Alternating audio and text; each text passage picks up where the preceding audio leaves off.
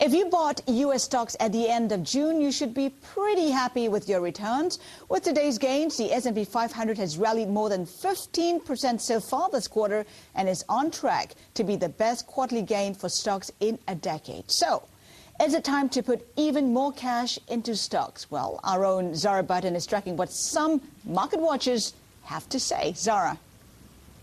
And Haas, we're talking about Byron Wien in particular. He's vice chairman of the Blackstone Group. He used to be most recently with Pequot Capital, now shut down because of some complications from insider trading investigations.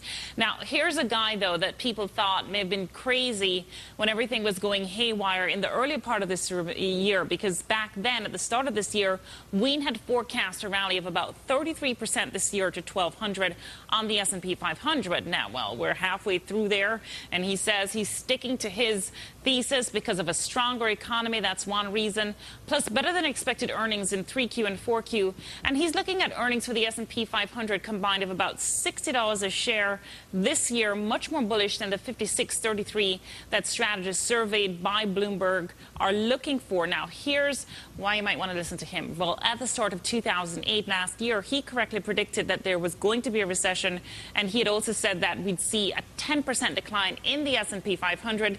Clearly right on the recession part, clearly underestimated, though, the magnitude or severity of the slide that we've seen both in stocks and the economy over the past year. Has. So, Zara, what are strategists like Wien saying about how M&A is expected to play in all of this?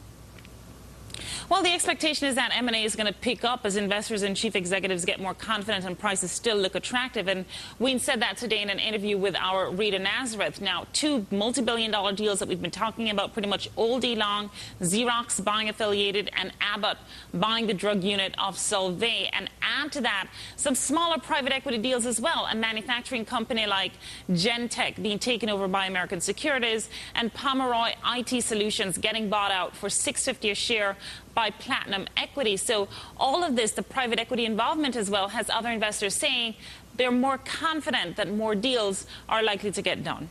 You see this money coming in, chasing companies that are, quite frankly, reasonably valued. I also see it away from what we might call public deals, private equity deals. I see private equity firms now trying to get deals done or to buy companies. All of this is a reflection of the fact, yeah, sure, the market's gone up, say, 55%, but it still represents reasonably good value. So, Haas, M&A may just be what we need to get us over that 33% mark that Wien is talking about. Stocks, of course, up more than 17% this year.